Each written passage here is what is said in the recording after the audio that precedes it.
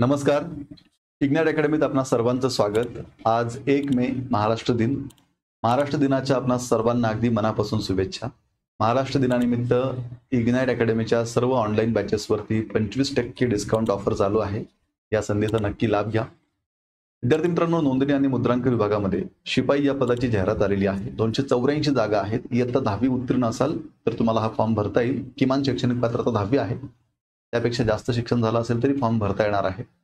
आजच्या व्हिडिओमध्ये शिपाई पदावर आपलं सिलेक्शन झालं तर नेमकं काय काम करावं लागणार आहे, शिपाई या पदाला प्रमोशन आहे का, असेल तर काय प्रमोशन आहे, पगार किती मिळणार आहे आणि आपली पोस्टिंग नेमकी कुठे होणार आहे, या 4 मुद्द्यांच्या अनुषंगाने आपण चर्चा करणार आहोत. तेव्हा व्हिडिओ पूर्ण बघा. व्हिडिओला स्टार्ट करण्या अगोदर पुन्हा एक महत्त्वाची सूचना.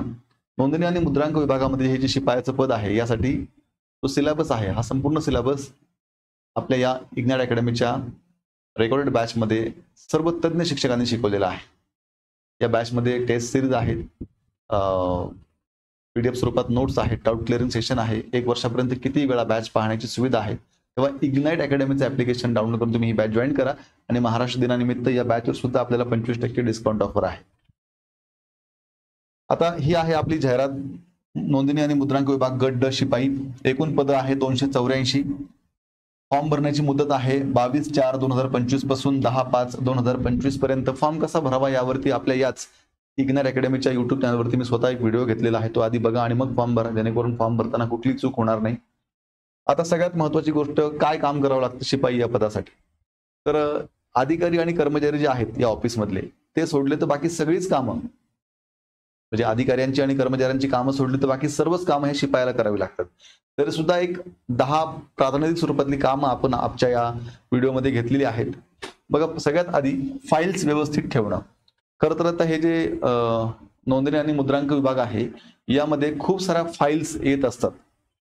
खरं तर खरेदी विक्री, दस्त नोंदणी वगैरे हे सगळी कामं या विभागामध्ये होत असतात. त्यामुळे फाईल्सची संख्या खूप मोठ्या प्रमाणात असते. या फाईल व्यवस्थित ठेवायच्या असतात. हे काम शिपायचं आहे. येणाऱ्या जाणाऱ्या लोकांच्या नोंदी ठेवायच्या. ऑफिसमध्ये येणारी जी लोक आहेत त्या प्रत्येकाच्या नोंदी ठेवण्याचं काम सुद्धा शिपाई करत असतो. नोंदणी झालेल्या फाईलची क्रमवारी लावणे. ज्या फाईलच्या नोंदी झालेल्या आहेत, दिवसभरामध्ये जेवढ्या फाईल्स आलेल्या आहेत त्या सगळ्या फाईल्स व्यवस्थित क्रमानुसार लावून ठेवण्याची जबाबदारी पण शिपायाकडे आहे. त्याच पद्धतीने झेरॉक्स काढणे. खरं तर डॉक्युमेंट आणि फाईल्स खूप मोठ्या प्रमाणात असतात, त्यामुळे कागदपत्रांची झेरॉक्स देखील तेवढ्याच प्रमाणात आवश्यकता असते. मग हे झेरॉक्स काढण्याची कामं सुद्धा या शिपायाला करावी लागतात. आता बऱ्यापैकी प्रत्येक ऑफिसमध्ये स्वतःची प्रिंटर्स आहेत, पण ज्या ठिकाणी नाहीत त्या ठिकाणी आजूबाजूला जाऊन ह्या सर्व झेरॉक्स काढून आणण्याची जबाबदारी पण शिपायाची आहे.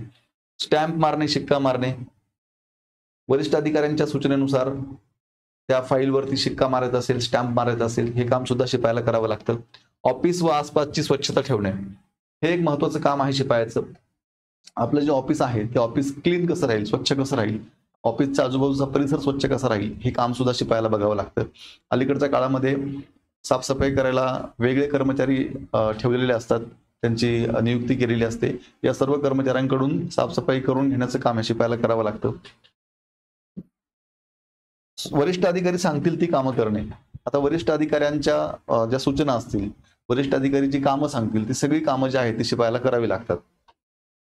नागरिकांना नोंदणी प्रक्रियेबाबत प्राथमिक मार्गदर्शन करणे. आता या कार्यालयामध्ये जे येणारे नागरिक आहेत त्या नागरिकांना बारीक बारीक गोष्टी असतात ज्या नागरिकांना माहीत नसतात. उदाहरणार्थ किंवा त्यांच्या काही शंका असतात. उदाहरणार्थ संबंधित फॉर्म कुठे उपलब्ध आहे, हा फॉर्म कसा भरायचा आहे, या फॉर्मला कोणते कोणते डॉक्युमेंट जोडायचे आहेत, फॉर्म कुठे सबमिट करायचा आहे, याच्या काही बारीक बारीक गोष्टी आहेत. या सर्व गोष्टींबाबत नागरिकांना किंवा लोकांना गायडन्स करणं, मार्गदर्शन करणं हे काम पण ते शिपायाला बघावं लागतं.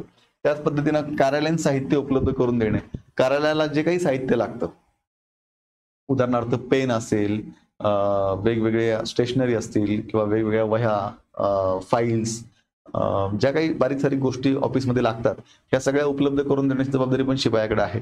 त्याच पद्धतीनं दुय्यम नोंदणी कार्यालय, जिल्हाधिकारी कार्यालय, न्यायालय, बँका इत्यादी ठिकाणी आवश्यक दस्तऐवज घेऊन जाणे किंवा आणणे. आता वेगवेगळ्या कामांसाठी काही डॉक्युमेंट आपल्याला सब रजिस्टर ऑफिसमध्ये सबमिट करावे लागतात, घेऊन जावे लागतात, न्यायालयात घेऊन जावे लागतात, किंवा वेगवेगळ्या बँकेमध्ये घेऊन जावे लागतात, जिल्हाधिकारी कार्यालयात घेऊन जावे लागतात. मग अशा वेळेस हे सगळे डॉक्युमेंट व्यवस्थित घेऊन जाणं आणि पुन्हा काम झाल्यानंतर हे डॉक्युमेंट घेऊन येणं हे काम पण शिपायाचं आहे. अशा पद्धतीनं ही महत्वाची 10 जी प्रातिनिधिक स्वरूपातली कामं आहेत शिपाईची ती आपण समजून घेतलेली आहेत. मग आता सगळ्यात महत्वाची गोष्ट, या शिपाई पदाला प्रमोशन आहे का? तर विद्यार्थी मित्रांनो, प्रमोशन 2 मार्गांनी होतं. एक तर तुम्हाला डिपार्टमेंटल एक्झाम देऊन प्रमोशन घेता येतं किंवा सेवा ज्येष्ठतेनुसार प्रमोशन होतं. पण डिपार्टमेंटल एक्झाम दिली तर लवकर प्रमोशन होतं. पण ठीक आहे, दोन्ही मार्गाने प्रमोशन घेता येईल. पण प्रमोशन नेमकं होतं काय? तर शिपाई या पदाचं पुढचं प्रमोशन जे आहे ते आहे कार्यालयीन सहाय्यक. त्यानंतर मग ज्युनियर क्लर्क आणि सिनियर क्लर्क, अर्थात कनिष्ठ लिपिक आणि वरिष्ठ लिपिक, अशा पद्धतीनं हे आहे आपलं प्रमोशन. मग पुढचा सगळ्यात महत्वाचा मुद्दा, पेमेंट किती मिळणार आहे आपल्याला? तर पेमेंट जे आहे ते जाहिरातीमध्ये S1 दिलेलं आहे 15,000 ते 47,600 अधिक नियमानुसार अनुज्ञेय भत्ते आहेत.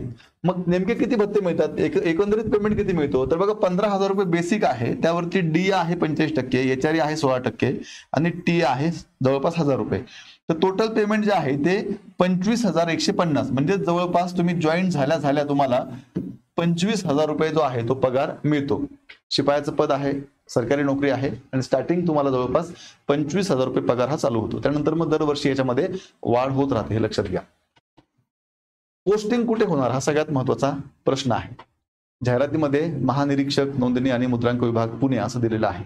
त्यामुळे बऱ्याच मुलांना असं वाटतं की परीक्षा पास झाल्यावर पुण्यामध्ये नोकरी करावी लागेल, पण तसं नाहीये. नोंदणी आणि मुद्रांकाचे प्रत्येक शहरामध्ये, राज्यामध्ये आपल्या प्रत्येक शहरात याचे कार्यालय आहेत. त्यामुळे कुठल्याही शहरामध्ये तुमची पोस्टिंग होऊ शकते. त्यामुळे असं काही नाही की पुण्यातच पोस्टिंग होईल, महाराष्ट्रात कुठेही तुमची पोस्टिंग होऊ शकते. हे 4 महत्वाचे मुद्दे होते ज्यावरती आपल्याला डिस्कस करायचं होतं. हा व्हिडिओ बघितल्यानंतर तुम्हाला ह्या 4ही मुद्द्यांचं व्यवस्थित स्पष्टीकरण समजलं असेल याची मला खात्री आहे.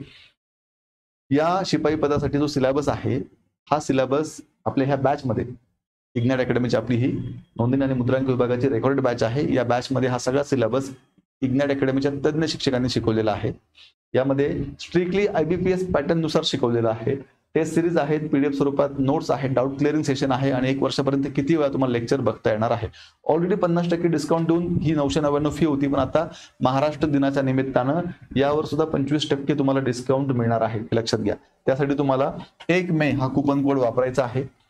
इग्नाइट अकॅडमीचं ऍप डाउनलोड करून तुम्हाला बॅच जॉईन करायची आहे. अधिक माहितीसाठी 8888 99 61 16 या नंबरला संपर्क करायचा आहे. आणि अशाच पद्धतीनं वेगवेगळ्या एक्झामचे नवीन अपडेट्स जाणून घेण्यासाठी आत्ताच आपलं हे इग्नाइट अकॅडमीचं YouTube चॅनल सबस्क्राईब करायचं आहे.